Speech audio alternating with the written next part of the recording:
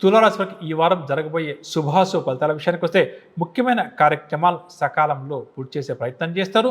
చిన్నటి స్నేహితులు కలుసుకుని గతంలో జరిగినటువంటి సంఘటనలు వారితో బాగా కూడా నెమరు వేసుకుంటారు. స్థిరాస్తి వివాదాలు ఎవరికైతే ఈ రాశి వారికి బాగా అధికంగా ఉందో అవన్నీ కూడా తీరి లబ్ధి పొందుతారు. వాహన గృహ సౌఖ్యం కూడా ఈ రాశి వారికి కాస్త అధికంగా ఉంటుంది. విద్యార్థులకు ఉత్సాహాన్ని ఇచ్చే రీతిలో ఈ వారం ఫలితాలు వస్తాయి.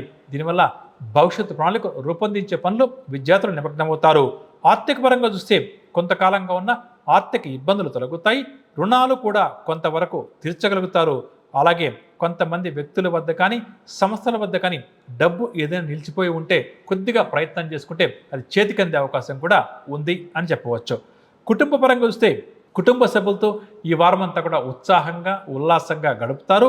బంధువుల రాక ఈ వారం వీరికి చాలా ఆనందాన్ని కూడా కలిగిస్తుంది.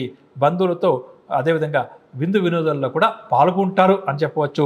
ఈ వ్యాపారస్తుల విషయానికి వస్తే ఈ వారం వ్యాపారాలు లాభసాటిగా కొనసాగుతాయి. కొంతమేర వ్యాపార విస్తరణ కార్యక్రమాలు కూడా చేపడతారు.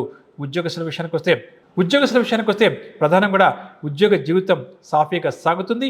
వీరు పనితీరును కొద్దిగా మార్చుకుని మంచి విజయాలు సాధిస్తారు.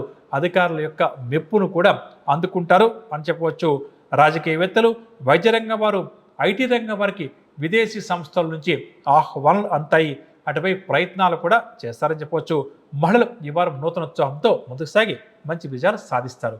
ఇక పరిహార విషయానికి వస్తే తులారాశి ప్రతి ఒక్కరూ కూడా ఈ వారం అంతా కూడా ఆదిత్య హృదయ స్తోత్రాన్ని ప్రతినిత్యం పఠించడం, అదేవిధంగా సూర్య భగవాన్ యొక్క ఆరాధన చేస్తూ ముందుకు సాగడం చాలా మంచిది.